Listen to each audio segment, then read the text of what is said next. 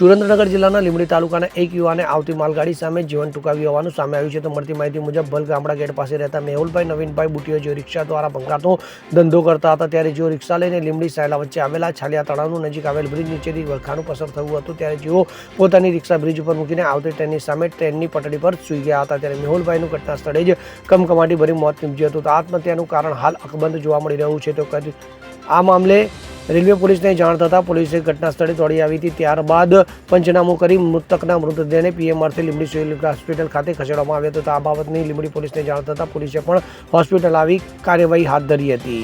કલ્પેશ વાઢેર સાથે CN24 news Limbdi.